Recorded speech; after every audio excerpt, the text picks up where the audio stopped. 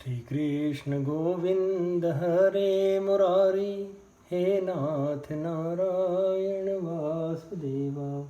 श्री कृष्ण गोविंद हरे मुरारी, हे नाथ नारायण वासुदेवा। हे नाथ नारायण वासुदेवा, हे नाथ नारायण वासुदेवा। श्रीमद्भागवत पुराण दशम स्कंद पूर्वार्ध अथ द्वाविंशोऽध्याय चीरहरण। श्री शुकवाच हेमन्ते प्रथमे मासी नन्दव्रजकुमारिका चेरुहर्विष्यम्बुजाना कात्यायन्यर्च नव्रतम। सुखदेव जी कहते हैं, परीक्षित, अब हेमंत ऋतु आई। उसके पहले ही महीने में अर्थात मार्गशीर्ष में नंद बाबा के व्रज की कुमारियां कात्यायनी देवी की पूजा और व्रत करने लगी। वे केवल हविष्यान्न ही खाती थी। आप्लुत्याम्भसी कालिंद्या जलान्ते चोदितेरुणे कृत्वा प्रतिकृतिं देवी मानरचूर्नृपसैकतीम्। गन्धैर्माल्ये सुरभिर्बलिभिर्धूपदीपके उच्चावचैश्चोपहारे प्रवालफलतण्डुले कात्यायनी महायोगिन्यधीश्वरी नन्दगोपसुतं देवी पतिं मे कुरुते नमः इति मन्त्रं जपन्त्यस्ताः पूजां चक्रुकुमारिका। एवं मासं व्रतं चेरुकुमार्य कृष्णचेतसः भद्रकालीं समानर्चुर्भूयानन्दसुतपति उषस्यूत्थाय गोत्रे स्वैरन्योन्याबद्धबाहवः कृष्णमुच्चैर्जगुन्यार्तिः कालिन्द्या स्नातुमन्वहम्। नद्यां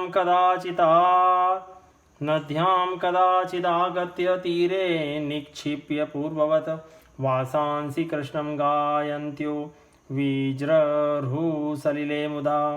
भगवान्स्तदभिप्रेत्य कृष्णो योगेश्वरेश्वर वयस्वैरावृतस्तत्र गतस्तत्कर्मसिद्धये तासां वासांसुपादाय नीपमारुह्य सत्वरः हसद्भिः प्रसन्नबाले परिहासमुवाचः। अत्रागत्याबला कामं स्वं स्वं वासः प्रगृह्यताम्। सत्यं ब्रवाणि नो नर्म यदयूयं व्रतकर्षितः। राजन, वे कुमारी कन्याएं पूर्व दिशा का क्षितिज लाल होते होते यमुना जल में स्नान कर लेती और तट पर ही देवी की बालुकामयी मूर्ति बनाकर सुगंधित चंदन, फूलों के हार, भांति भांति के नैवेद्य, धूप दीप, छोटी बड़ी भेंट की सामग्री, पल्लव, फल और चावल आदि से उनकी पूजा करती। साथ ही हे कात्यायनी, हे महामाए, हे महायोगिनी, हे सबकी एकमात्र स्वामिनी, आप नंद नंदन श्री कृष्ण को हमारा पति बना दीजिए। देवी, हम आपके चरणों में नमस्कार करती हैं। इस मंत्र का जप करती हुई वे कुमारियां देवी की आराधना करती। इस प्रकार उन कुमारियों ने, जिनका मन श्री कृष्ण पर निछावर हो चुका था, इस संकल्प के साथ 1 महीने तक भद्रकाली की भांति भांति पूजा की कि नंद नंदन श्याम सुंदर ही हमारे पति हों। वे प्रतिदिन उषा काल में ही नाम ले लेकर एक दूसरी सखी को पुकार लेती और परस्पर हाथ में हाथ डालकर ऊंचे स्वर से भगवान की लीला तथा नामों का गान करती हुई यमुना जल में स्नान करने के लिए जाती। एक दिन सब कुमारियों ने प्रतिदिन की भांति यमुना जी के तट पर जाकर अपने अपने वस्त्र उतार दिए और भगवान श्री कृष्ण के गुणों का गान करती हुई बड़े आनंद से जल क्रीड़ा करने लगी। परीक्षित, भगवान श्री कृष्ण सनकादि योगियों और शंकर आदि योगेश्वरों के भी ईश्वर हैं। उनसे गोपियों की अभिलाषा छिपी न रही। वे उनका अभिप्राय जानकर अपने सखा ग्वाल बालों के साथ उन कुमारियों की साधना सफल करने के लिए यमुना तट पर गए। उन्होंने अकेले ही उन गोपियों के सारे वस्त्र उठा लिए और बड़ी फुर्ती से वे कदम के पेड़ पर चढ़ गए। साथ ही ग्वाल बाल ठटा ठटा कर हंसने लगे और स्वयं श्री कृष्ण भी हंसते हुए गोपियों से हंसी की बात कहने लगे। अरे कुमारियों, तुम यहाँ आकर इच्छा हो तो अपने अपने वस्त्र ले जाओ। मैं तुम लोगों से सच सच कहता हूँ, हंसी बिल्कुल नहीं करता। तुम लोग व्रत करते करते दुबली हो गई हो। न मयोदित पूर्वं वा नृतं तदिमे विदुः एकैकश प्रतीच्छत्वं सहेवोत सुमध्यमः। तस्य ततः स्फेलितं दृष्ट्वा गोप्य प्रेम परिप्लुताः व्रीडिता प्रेक्ष्य चान्योन्यं जातहासान् निर्ययुः। एवं ब्रुवति गोविन्दे नर्मणा क्षिप्तचेतसः आकण्ठमग्नाशीतोदे वेपमानास्तमब्रुवन्। मायनं भो कृतास्त्वां तु नन्दगोपसुतं प्रियं जानीमोऽङ्गं व्रजश्लाघ्यं देहि वासांसि वेपिता। श्यामसुन्दर ते दास्य करवाम तवोदितं देहि वांसांसि धर्मज्ञ नो चेदरागे ब्रुवामहे। ये मेरे सखा ग्वाल बाल जानते हैं कि मैंने कभी कोई झूठी बात नहीं कही है। सुंदरियों, तुम्हारी इच्छा हो तो अलग अलग आकर अपने अपने वस्त्र ले लो, यह सब एक साथ ही आओ, मुझमें इसमें कोई आपत्ति नहीं है। भगवान की यह हंसी मस्खरी देखकर गोपियों का हृदय प्रेम से सराबोर हो गया। वे तनिक सकुचाकर एक दूसरी की ओर देखने और मुस्कुराने लगी, जल से बाहर नहीं निकली।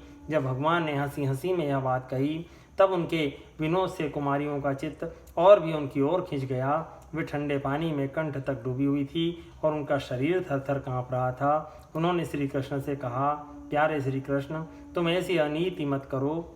हम जानती हैं कि तुम नंद बाबा के लाडले लाल हो, हमारे प्यारे हो। सारे व्रजवासी तुम्हारी सराहना करते रहते हैं। देखो, हम जाड़े के मारे ठिठुर रही हैं, तुम हमें हमारे वस्त्र दे दो। प्यारे श्याम सुंदर, हम तुम्हारी दासी हैं। तुम जो कुछ कहोगे उसे हम करने को तैयार हैं। तुम तो धर्म का मर्म भरी भांति जानते हो। हमें कष्ट मत दो, हमारे वस्त्र हमें दे दो, नहीं तो हम जाकर नंद बाबा से कह देंगे। श्री भगवान उवाच, भवत्यो यदि मे दास्यो मयोक्तं वा करिष्यथ अत्रागत्य स्ववांसासि प्रतीच्छन्तु शुचिस्मितः। ततो जलाशयात् सर्वा दारिकाः शीतवेपिताः पाणिभ्यां योनिमाच्छाद्य प्रोतेरुशीतकर्षितः। भगवानाहता वीक्ष्य शुद्धभावप्रसादितः स्कन्धे निधाय वासांसि प्रीतः प्रोवाच सस्मितम्। भगवान श्री कृष्ण ने कहा, कुमारियों, तुम्हारी मुस्कान पवित्रता और प्रेम से भरी हुई है। देखो, जब तुम अपने को मेरी दासी स्वीकार करती हो और मेरी आज्ञा का पालन करना चाहती हो तो यहाँ आकर अपने अपने वस्त्र ले लो। परीक्षित, वे कुमारियाँ ठंड से ठिठुर रही थी, काँप रही थी। भगवान की ऐसी बातें सुन के वे अपने दोनों हाथों से गुप्तांगों को छिपाकर यमुना जी से बाहर निकली। उस समय ठंड उन्हें बहुत ही सता रही थी। उनके इस शुद्ध भाव से भगवान बहुत ही प्रसन्न हुए। उनको अपने पास आई देखकर उन्होंने गोपियों के वस्त्र अपने कंधे पर रख लिए और बड़ी प्रसन्नता से मुस्कुराते हुए बोले, यूयं विवस्त्रा यदपो धृतव्रता व्यगाहते तत्तदुदेव हेलनं बध्य बदध्वाञ्जलिं मूर्ध्यपनुत्तये हसः कृत्वा नमोदो वसनं प्रगृह्यताम्। इत्यच्युतेनाभीता व्रजावला मत्या विवस्त्रा प्लवनं व्रतच्युतं तत्पूर्तिकामास्तदशेषकर्मणां साक्षात्कृतं नेमुरवद्यमृगयतः। तास्तथा वनता दृष्ट्वा भगवान् देवकीसुतः वासांसि ताभ्य प्रायच्छत करुणस्तेन तोषितः। दृढं प्रलब्धास्त्रपया च पिता प्रस्तोभिता क्रीडनवच्चकारिता वस्त्राणि चैवाप्रतान्यथाप्यमुं नानाभिसूयन् प्रियसङ्गनिवृतः। परिधाय स्ववांसांसि प्रेष्ठसंगम सज्जिता गृहीत चित्तानो चेलुस्तस्मिल्लजा यीते क्षणः तासाम विज्ञाय भगवान् स्वपादस्पर्श काम्यया धृतव्रताना संकल्प माह दामोदरो बला। अरे गोपियों, तुमने जो व्रत लिया था उसे अच्छी तरह निभाया है, इसमें संदेह नहीं, परंतु इस अवस्था में वस्त्रहीन होकर तुमने जल में स्नान किया है। इससे तो जल के अधिष्ठात्र देवता वरुण का तथा यमुना जी का अपराध हुआ है। अतः इस दोष की शांति के लिए तुम अपने हाथ जोड़कर सिर से लगाओ और उन्हें झुक कर प्रणाम करो, तदनंतर अपने अपने वस्त्र ले जाओ। भगवान श्री कृष्ण की बात सुनकर उन व्रज कुमारियों ने ऐसा ही समझा कि वास्तव में वस्त्रहीन होकर स्नान करने से हमारे व्रत में त्रुटि आ गई। अतः उसकी निर्विघ्न पूर्ति के लिए उन्होंने समस्त कर्मों के साक्षी श्री कृष्ण को नमस्कार किया, क्योंकि उन्हें नमस्कार करने से ही सारी त्रुटियों और अपराधों का मार्जन हो जाता है। जब यशोदानंदन भगवान श्री कृष्ण ने देखा कि सब की सब कुमारियां मेरी आज्ञा के अनुसार प्रणाम कर रही हैं, तब वे बहुत ही प्रसन्न हुए। उनके हृदय में करुणा उमड़ आई और उन्होंने उनके वस्त्र दे दिए। प्रिय परीक्षित, श्री कृष्ण ने कुमारियों से छल भरी बातें की, उनका लज्जा संकोच छुड़ाया, हंसी की और उन्हें कठपुतलियों के समान नचाया, यहाँ तक कि उनके वस्त्र तक हर लिए।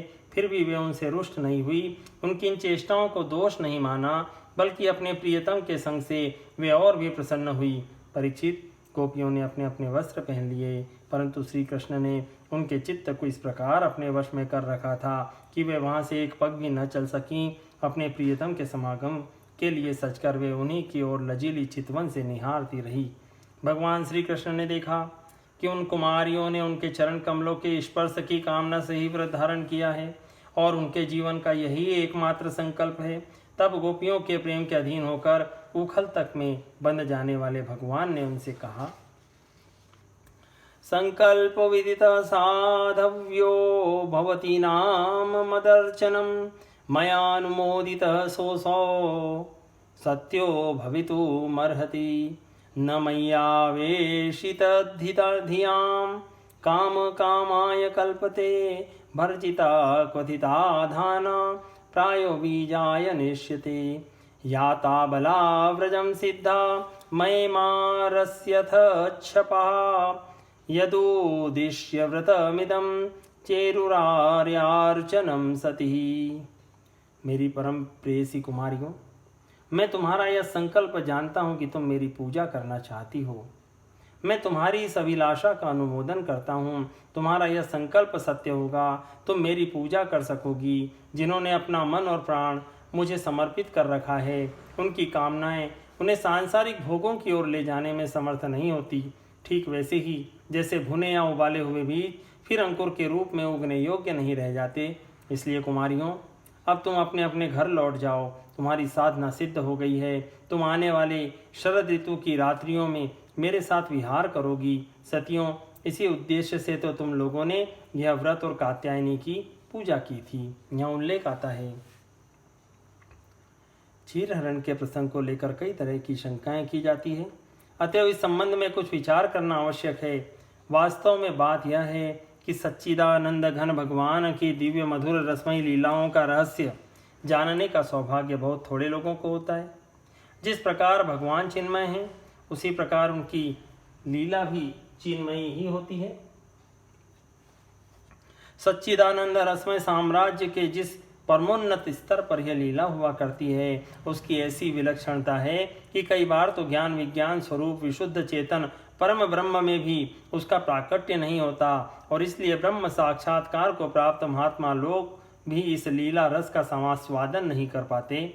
भगवान की इस परमोज्वल दिव्य लीला रस का यथार्थ प्रकाश तो भगवान की स्वरूप भूता आह्लादिनी शक्ति नित्य निकुंजेश्वरी श्री वृषभानु नंदिनी श्री राधा जी और तदंग भूता प्रेममयी गोपियों के ही हृदय में होता है, और वे ही निरावरण होकर भगवान की इस परम अंतरंग रसमयी लीला का समास्वादन करती हैं। यूँ तो भगवान के जन्म कर्म की सभी लीलाएं दिव्य होती हैं, परंतु व्रज की लीला, व्रज में निकुंज लीला और निकुंज में भी केवल रसमयी गोपियों के साथ होने वाली मधुर लीला तो दिव्याति दिव्य और सर्व गुह्यतम है। यह लीला सर्वसाधारण के सम्मुख प्रकट नहीं है, अंतरंग लीला है और इसमें प्रवेश का अधिकार भी केवल गोपीजनों को ही है। अस्तु। 10वें स्कंद के 21वें अध्याय में ऐसा वर्णन आया है कि भगवान की रूप माधुरी, वंशी ध्वनि और प्रेममयी लीलाएं देख सुनकर गोपियां मुग्ध हो गईं। 22वें अध्याय में उसी प्रेम की पूर्णता प्राप्त करने के लिए वे साधन में लग गई हैं। इसी अध्याय में भगवान ने आकर उनकी साधना पूर्ण की है। यही चीरहरण का प्रसंग है। गोपियां क्या चाहती थी, यह बात उनकी साधना से स्पष्ट है। वे चाहती थी भगवान श्री कृष्ण के प्रति पूर्ण आत्मसमर्पण, श्री कृष्ण के साथ इस प्रकार घुल मिल जाना कि उनका रोम रोम, मन, प्राण, संपूर्ण आत्मा केवल श्री कृष्ण में हो जाए। शरत काल में उन्होंने श्री कृष्ण की वंशी ध्वनि की चर्चा आपस में की थी।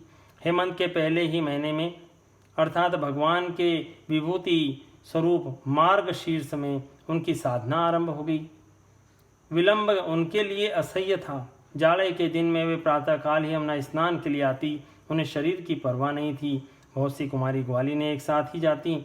उनमें ईर्ष्या द्वेष नहीं था। वे ऊंचे स्वर से श्री कृष्ण का नाम कीर्तन करती हुई जाती। उन्हें गांव और जाति वालों का भय नहीं था। वे घर में भी हविष्यान्न का ही भोजन करती। वे श्री कृष्ण के लिए इतनी व्याकुल हो गई थी कि उन्हें माता पिता तक का संकोच नहीं था। वे विधि पूर्वक देवी की बालूकामयी मूर्ति बनाकर पूजा और मंत्र जप करती थी। उन्हें अपने इस कार्य को सर्वथा उचित और प्रशस्त मानती थीं। एक वाक्य में उन्होंने अपना कुल, परिवार, धर्म, संकोच और व्यक्तित्व भगवान के चरणों में सर्वथा समर्पण कर दिया था। वे यही जपती रहती थी कि एकमात्र नंद नंदन ही हमारे प्राणों के स्वामी हो। श्री कृष्ण तो वस्तुतः उनके स्वामी थे ही, परंतु लीला की दृष्टि से उनके समर्पण में थोड़ी कमी थी। वे निरावरण रूप से श्री कृष्ण के सामने नहीं जा रही थी। उनमें थोड़ी झिझक थी। उनकी यही झिझक दूर करने के लिए, उनकी साधना, उनका समर्पण पूर्ण करने के लिए उनका आवरण भंग कर देने की आवश्यकता थी। उनका यह आवरण रूप चीर हर लेना जरूरी था और यही काम श्री कृष्ण भगवान ने किया। इसी के लिए वे योगेश्वरों के ईश्वर भगवान अपने मित्र ग्वाल बालों के साथ यमुना तट पर पधारे थे। साधक अपनी शक्ति से, अपने बल और संकल्प से, केवल अपने निश्चय से पूर्ण समर्पण नहीं कर सकता। समर्पण भी एक क्रिया है और उसका करने वाला असमर्पित ही रह जाता है। ऐसी स्थिति में अंतरात्मा का पूर्ण समर्पण तब होता है जब भगवान स्वयं आकर वह संकल्प स्वीकार करते हैं और संकल्प करने वाले को भी स्वीकार करते हैं। यहीं जाकर समर्पण पूर्ण होता है। साधक का कर्तव्य है पूर्ण समर्पण की तैयारी। उसे पूर्ण तो भगवान ही करते हैं। भगवान श्री कृष्ण यों तो लीला पुरुषोत्तम हैं, फिर भी जब अपनी लीला प्रकट करते हैं तब मर्यादा का उल्लंघन नहीं करते, स्थापना ही करते हैं। विधि का अतिक्रमण करके कोई साधना के मार्ग में अग्रसर नहीं हो सकता, परंतु हृदय की निष्कपटता, सच्चाई और सच्चा प्रेम विधि के अतिक्रमण को भी शिथिल कर देता है। गोपियां श्री कृष्ण को प्राप्त करने के लिए जो साधना कर रही थी उनमें एक त्रुटि थी। वे शास्त्र, मर्यादा और परंपरागत सनातन मर्यादा का उल्लंघन करके नग्न स्नान करती थी। यद्यपि उनकी यह क्रिया अज्ञान पूर्वक ही थी, तथापि भगवान के द्वारा इनका मार्जन होना आवश्यक था। भगवान ने गोपियों से इसका प्रायश्चित भी करवाया।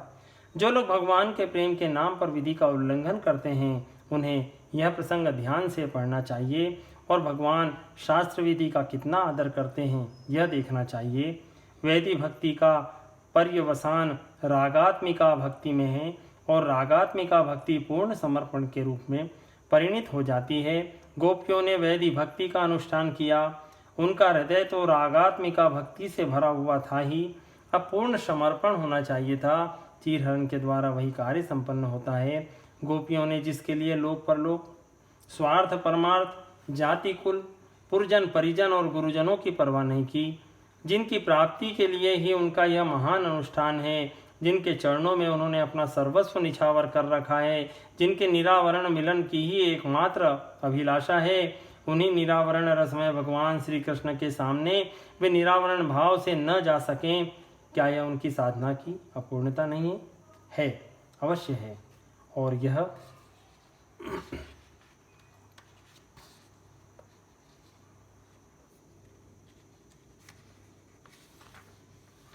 समझकर ही गोपियां निरावरण रूप से उनके सामने गई। श्री सुखदेव जी कहते हैं, परीक्षित, भगवान की आज्ञा पाकर वे कुमारियां भगवान श्री कृष्ण के चरण कमलों का ध्यान करती हुई जाने की इच्छा न होने पर भी बड़े कष्ट से व्रज में गई। अब उनकी सारी कामनाएं पूर्ण हो चुकी थी। श्री कृष्ण चराचर प्रकृति के एकमात्र अधीश्वर हैं। समस्त क्रियाओं के कर्ता, भोक्ता और साक्षी भी वही हैं। एक ऐसा भी व्यक्त या अव्यक्त पदार्थ नहीं है जो बिना किसी पर्दे के उनके सामने न हो। वही सर्वव्यापक अंतर्यामी हैं। गोपियों के, गोपों के और निखिल विश्व के वही आत्मा हैं। उन्हें स्वामी, गुरु, पिता, माता, सखा, पति आदि के रूप में मानकर लोग उन्हीं की उपासना करते हैं। गोपियाँ उन्हीं भगवान को जानबूझकर कि यही भगवान है, यही योग योगेश्वर छरा छरा तीत पुरुषोत्तम है, पति के रूप में प्राप्त करना चाहती थी। श्रीमद् भगवद गीता श्रीमद् भागवत के 10वें स्कंद का श्रद्धा भाव से पाठ कर जाने पर यह बात बहुत स्पष्ट हो जाती है कि गोपियाँ श्री कृष्ण के वास्तविक स्वरूप को जानती थी, पहचानती थी। वेणु गीत, गोपी गीत, युगल गीत और श्री कृष्ण के अंतर ध्यान हो जाने पर गोपियों के अन्वेषण में यह बात कोई भी देख सुन समझ सकता है। जो लोग भगवान को भगवान मानते हैं, उनसे संबंध रखते हैं, स्वामी, सुहृद आदि के रूप में उन्हें मानते हैं, उनके हृदय में गोपियों के इस लोकोत्तर माधुरी संबंध और उसकी साधना के प्रति शंका ही कैसे हो सकती है। गोपियों की इस दिव्य लीला का जीवन उच्च श्रेणी के साधक के लिए आदर्श जीवन है। श्री कृष्ण जीव के एकमात्र प्राप्तव्य साक्षात परमात्मा है। हमारी बुद्धि, हमारी दृष्टि देह तक ही सीमित है। इसलिए हम श्री कृष्ण और गोपियों के प्रेम को भी केवल दैहिक तथा कामना कलुषित समझ बैठते हैं। उस अपार्थिव और अप्राकृत लीला को इस प्रकृति के राज्य में घसीट लाना हमारी स्थूल वासनाओं का हानिकर परिणाम है। जीव का मन भोगाभिमुख वासनाओं से और तमोगुनी प्रवृत्तियों से अभिभूत रहता है।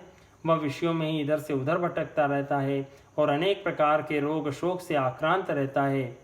जब कभी पुण्य कर्मों के फल उदय होने पर भगवान की अचिंत्य अहेतु की कृपा से विचार का उदय होता है, तब जीव दुख ज्वाला से त्राण पाने के लिए और अपने प्राणों को शांतिमय धाम में पहुंचाने के लिए उत्सुक हो उठता है। वह भगवान के लीला धामों की यात्रा करता है, सत्संग प्राप्त करता है और उसके हृदय की छटपटी उस आकांक्षा को लेकर जो अब तक सुप्त थी, जगकर बड़े वेग से परमात्मा की ओर चल पड़ती है। चिरकाल से विषयों का ही अभ्यास होने के कारण बीच बीच में विषयों के संस्कार उसे सताते हैं और बार बार विक्षेपों का सामना करना पड़ता है। परंतु भगवान की प्रार्थना, कीर्तन, स्मरण, चिंतन करते करते चित्त सरस होने लगता है और धीरे धीरे उसे भगवान की सन्निधि का अनुभव भी होने लगता है। थोड़ा सा रस का अनुभव होते ही चित्त बड़े वेग से अंतर्देश में प्रवेश कर जाता है और भगवान मार्गदर्शक के रूप में संसार सागर से पार ले जाने वाली नाव पर केवट के रूप में, अथवा यूँ कहें कि साक्षात चित्त स्वरूप गुरुदेव के रूप में प्रकट हो जाते हैं। ठीक उसी क्षण अभाव, अपूर्णता और सीमा का बंधन नष्ट हो जाता है। विशुद्ध आनंद, विशुद्ध ज्ञान की अनुभूति होने लगती है। गोपियाँ जो अभी अभी साधन सिद्ध होकर भगवान के अंतरंग लीला में प्रविष्ट होने वाली हैं, चिरकाल से श्री कृष्ण के प्राणों में अपने प्राण मिला देने के लिए उत्कंठित है, सिद्धि लाभ के समीप पहुंच चुकी हैं, अथवा जो नित्य सिद्धा होने पर भी भगवान की इच्छा के अनुसार उनकी दिव्य लीला में सहयोग प्रदान कर रही हैं, उनके हृदय के समस्त भावों के एकांत ज्ञाता श्री कृष्ण बांसुरी बजाकर उन्हें आकृष्ट करते हैं और जो कुछ उनके हृदय में बचे खुचे पुराने संस्कार हैं, मानो उन्हें धो डालने के लिए साधना में लगाते हैं। उनकी कितनी दया है, वे अपने प्रेमियों से कितना प्रेम करते हैं, यह सोचकर चित्त मुग्ध हो जाता है, गदगद हो जाता है। श्री कृष्ण गोपियों के वस्त्रों के रूप में उनके समस्त संस्कारों के आवरण अपने हाथ में लेकर पास ही कदम के वृक्ष पर चढ़कर बैठ गए। गोपियाँ जल में थी। वे जल में सर्वव्यापक सर्वदर्शी भगवान श्री कृष्ण से मानो अपने को गुप्त समझ रही थी। वे मानो इस तत्व को भूल गई थी कि श्री कृष्ण जल में ही नहीं हैं, स्वयं जल स्वरूप भी वही हैं उनके पुराने संस्कार श्री कृष्ण के सम्मुख जाने में बाधक हो रहे थे। वे श्री कृष्ण के लिए सब कुछ भूल गई थी, परंतु अब तक अपने को नहीं भूली थी। वे चाहती थी केवल श्री कृष्ण को, परंतु उनके संस्कार बीच में एक पर्दा रखना चाहते थे। प्रेमी और प्रियतम के बीच एक पुष्प का भी पर्दा नहीं रखना चाहता। प्रेम की प्रकृति है सर्वथा व्यवधान रहित, अबाध और अनंत मिलन। जहाँ तक अपना सर्वस्व, इसका विस्तार चाहे जितना हो, प्रेम की ज्वाला में भस्म नहीं कर दिया जाता, वहाँ तक प्रेम और समर्पण दोनों ही अपूर्ण रहते हैं। इस अपूर्णता को दूर करते हुए शुद्ध भाव से प्रसन्न हुए शुद्ध भाव प्रसादित श्री कृष्ण ने कहा, मुझसे अनन्य प्रेम करने वाली गोपियों, केवल एक बार अपने सर्वस्व को और अपने को भी भूलकर मेरे पास आओ तो सही। तुम्हारे हृदय में जो अव्यक्त त्याग है, उसे एक क्षण के लिए व्यक्त तो करो। क्या तुम मेरे लिए इतना भी नहीं कर सकती हो? गोपियों ने मानो कहा, श्री कृष्ण, हम अपने को कैसे भूलें? हमारी जन्म जन्म की धारणाएं भूलने दे तब न। हम संसार के अगाध जल में आकंठ मग्न हैं, जाड़े का कष्ट भी है, हम आना भी चाहने पर भी नहीं आ पाती हैं। श्याम सुंदर, प्राणों के प्राण, हमारा हृदय तुम्हारे सामने उन्मुक्त है। हम तुम्हारी दासी हैं, तुम्हारी आज्ञाओं का पालन करेंगी, परंतु हमें निरावरण करके अपने सामने मत बुलाओ। साधक की यह दशा भगवान को चाहना और साथ ही संसार को भी न छोड़ना, संस्कारों में ही उलझे रहना, माया के पर्दे को बनाए रखना बड़ी दुविधा की दशा है। भगवान यही सिखाते हैं कि संस्कार शून्य होकर, निरावरण होकर, माया का पर्दा हटाकर आओ, मेरे पास आओ। अरे, तुम्हारा यह मोह का पर्दा तो मैंने ही छीन लिया है। तुम अब इस पर्दे के मुंह में क्यों पड़ी हो? यह पर्दा ही तो परमात्मा और जीव के बीच में बड़ा व्यवधान है। यह हट गया, बड़ा कल्याण हुआ। अब तुम मेरे पास आओ, तभी तुम्हारी चिर संचित आकांक्षाएं पूरी हो सकेंगी। परमात्मा श्री कृष्ण का यह आह्वान, आत्मा के आत्मा परम प्रियतम के मिलन का यह मधुर आमंत्रण भगवत कृपा से जिसके अंतर्देश में प्रकट हो जाता है, वह प्रेम में निमग्न होकर सब कुछ छोड़कर, छोड़ना भी भूलकर प्रियतम श्री कृष्ण के चरणों में दौड़ आता है। फिर न उसे अपने वस्त्रों की सुधि रहती है और न लोगों का ध्यान, न वह जगत को देखता है न अपने को। यह भगवत प्रेम का रहस्य है। विशुद्ध और अनन्य भगवत प्रेम में ऐसा होता ही है। गोपियां आई, श्री कृष्ण के चरणों के पास मुख भाव से खड़ी हो गई। उनका मुख लज्जावनत था। यद किंचित संस्कार शेष श्री कृष्ण के पूर्ण अभिमुख्य में प्रतिबंध हो रहा था। श्री कृष्ण मुस्कुराए। उन्होंने इशारे से कहा, इतने बड़े त्याग में यह संकोच कलंक है। तुम तो सदा निष्कलंका हो। तुम्हें इसका भी त्याग के भाव का भी त्याग की स्मृति का भी त्याग करना होगा। गोपियों की दृष्टि श्री कृष्ण के मुख कमल पर पड़ी। दोनों हाथ अपने आप जुड़ गए। सूर्य मंडल में विराजमान अपने प्रीतम श्री कृष्ण से ही उन्होंने प्रेम की भिक्षा मांगी। गोपियों के इसी सर्वस्व त्याग ने, इसी पूर्ण समर्पण ने, इसी उच्चतम आत्मविस्मृति ने उन्हें भगवान श्री कृष्ण के प्रेम से भर दिया। दिव्य रस के अलौकिक अप्राकृत मधु के अनंत समुद्र में डूबने उतराने लगी। वे सब कुछ भूल गईं, भूलने वाले को भी भूल गईं। उनकी दृष्टि में अब श्याम सुंदर थे, बस केवल श्याम सुंदर थे। जब प्रेमी भक्त आत्मविस्मृत हो जाता है, तब उसका दायित्व प्रियतम भगवान पर होता है। अब मर्यादा रक्षा के लिए गोपियों को तो वस्त्र की आवश्यकता नहीं थी, क्योंकि उन्हें जिस वस्तु की आवश्यकता थी वह मिल चुकी थी। परंतु श्री कृष्ण अपने प्रेमी को मर्यादाच्युत नहीं होने देते। वे स्वयं वस्त्र देते हैं और अपनी अमृतमयी वाणी के द्वारा उन्हें विस्मृति से जगाकर फिर जगत में लाते हैं। श्री कृष्ण ने कहा, गोपियों, तुम सती साध्वी हो। तुम्हारा प्रेम और तुम्हारी साधना मुझसे छिपी नहीं है। तुम्हारा संकल्प सत्य होगा। तुम्हारा यह संकल्प, तुम्हारी यह कामना तुम्हें उस पद पर स्थित करती हैं जो निसंकल्पता और निष्कामता का है। तुम्हारा उद्देश्य पूर्ण, तुम्हारा समर्पण पूर्ण और आगे आने वाली शारदीय रात्रियों में हमारा रमण पूर्ण होगा। भगवान ने साधना सफल होने की अवधि निर्धारित कर दी। इससे भी स्पष्ट होता है कि भगवान श्री कृष्ण में किसी भी काम विकार की कल्पना नहीं थी। कामी पुरुष का चित्त वस्त्रहीन स्त्रियों को देखकर एक क्षण के लिए भी कब वश में रह सकता है? एक बात बड़ी विलक्षण है। भगवान के सम्मुख जाने के पहले जो वस्त्र समर्पण की पूर्णता में बाधक हो रहे थे, विक्षेप का काम कर रहे थे, वही भगवान की कृपा, प्रेम, सानिध्य और वरदान प्राप्त होने के बाद प्रसाद स्वरूप हो गए। इसका कारण क्या है? इसका कारण है भगवान का संबंध। भगवान ने अपने हाथ से उन वस्त्रों को उठाया था और फिर अपने उत्तम अंग कंधे पर रख लिया था। नीचे के शरीर में पहनने की साड़ियां भगवान के कंधे पर चढ़कर उनका संस्पर्श पाकर कितनी अपराकृत रसात्मक हो गई, कितनी पवित्र कृष्णमय हो गई, इसका अनुमान कौन लगा सकता है। असल में यह संसार तभी तक बाधक और विक्षेपजनक है जब तक वह भगवान से संबंध और भगवान का प्रसाद नहीं हो जाता। उनके द्वारा प्राप्त होने पर तो यह बंधन ही मुक्ति स्वरूप हो जाता है। उनके संपर्क में जाकर माया शुद्ध विद्या बन जाती है। संसार उनके समस्त कर्म अमृतमय आनंद रस से परिपूर्ण हो जाते हैं। तब बंधन का भय नहीं रहता। कोई भी आवरण भगवान के दर्शन से वंचित नहीं रख सकता। नरक नहीं रहता। भगवान का दर्शन होते रहने के कारण वह वैकुंठ बन जाता है। इसी स्थिति में पहुंचकर बड़े बड़े साधक प्राकृत पुरुष के समान आचरण करते हुए से दिखते हैं। भगवान श्री कृष्ण की अपनी होकर गोपियां पुनः वे ही वस्त्र धारण करती हैं, अथवा श्री कृष्ण वे ही वस्त्र धारण कराते हैं। परंतु गोपियों की दृष्टि में अब ये वस्त्र नहीं है, वस्तुतः वे है भी नहीं। अब तो ये दूसरी वस्तु हो गए हैं। अब तो ये भगवान के पावन प्रसाद हैं। पल पल पर भगवान का स्मरण कराने वाले भगवान के परम सुंदर प्रतीक हैं। इसी से उन्होंने स्वीकार भी किया। उनकी प्रेममय स्थिति मर्यादा के ऊपर थी, फिर भी उन्होंने भगवान की इच्छा से मर्यादा स्वीकार की। इस दृष्टि से विचार करने पर ऐसा जान पड़ता है कि भगवान की यह चीरहरण लीला भी अन्य लीलाओं की भांति उच्चतम मर्यादा से परिपूर्ण है।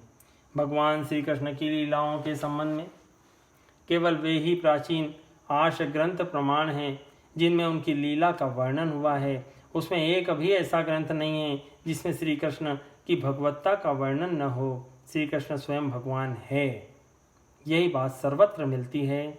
जो श्री कृष्ण को भगवान नहीं मानते, यह स्पष्ट है कि वे उन ग्रंथों को भी नहीं मानते, और जो उन ग्रंथों को ही प्रमाण नहीं मानते, वे उनमें वर्णित लीलाओं के आधार पर श्री कृष्ण चरित्र की समीक्षा करने का अधिकार भी नहीं रखते। भगवान की लीलाओं को मानवीय चरित्र के समकक्ष रखना शास्त्र दृष्टि से एक महान अपराध है, और उसके अनुकरण का तो सर्वथा ही निषेध है। मानव बुद्धि जो स्थूलताओं से ही परिवेष्टित है, केवल जड़ के संबंध में ही सोच सकती है। भगवान की दिव्य चिन्मयी लीला के संबंध में कोई कल्पना भी नहीं कर सकती। वह बुद्धि स्वयं ही अपना उपहास करती है, जो समस्त बुद्धियों के प्रेरक और बुद्धियों से अत्यंत परे रहने वाले परमात्मा की दिव्य लीला को अपनी कसौटी पर कसती है।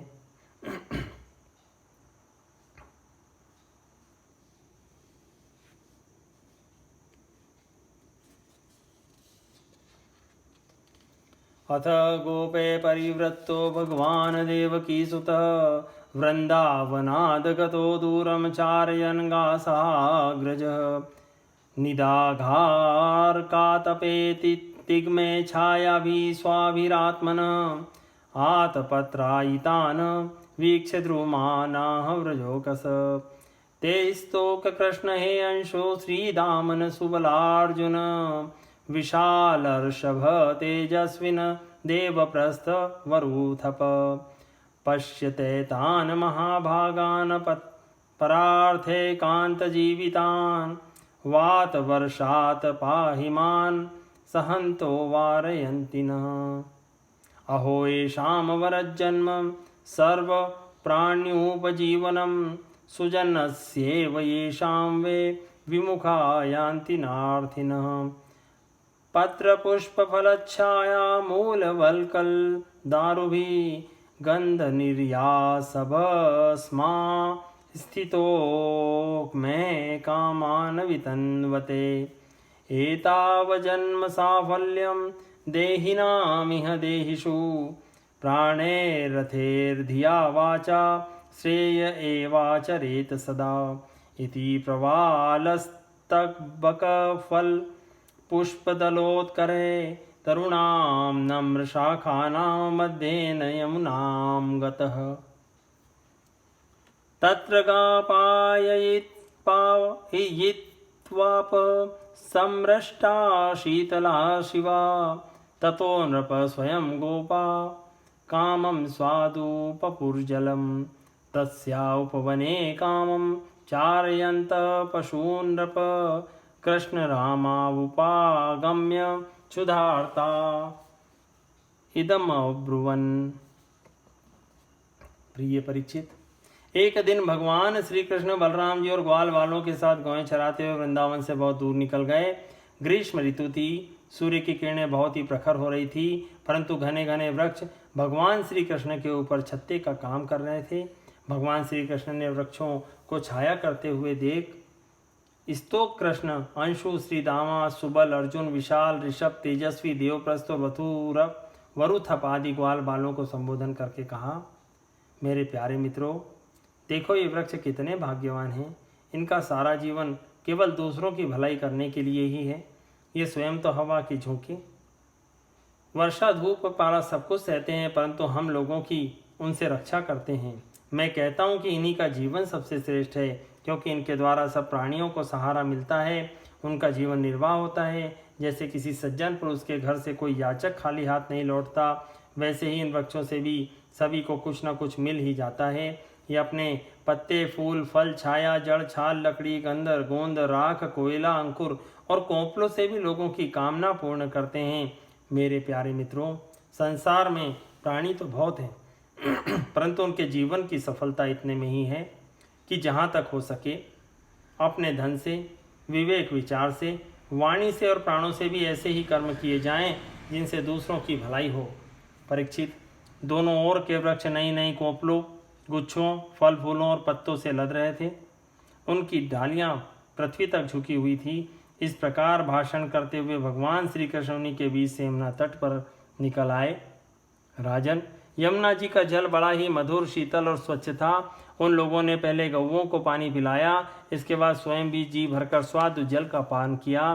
परीक्षित, जिस समय वे यमुना जी के तट पर हरे भरे उपवन में बड़ी स्वतंत्रता से अपनी गौएं चरा रहे थे, उसी समय कुछ भूखे ग्वालों ने भगवान श्री कृष्ण और बलराम जी के पास आकर यह बात कही। इति श्रीमद्भागवते महापुराणे पारमहंस्यां संहितायां दशम स्कंदे पूर्वार्धे गोपी वस्त्रापहारो नाम द्वाविंशोऽध्याय सम्पूर्णम्।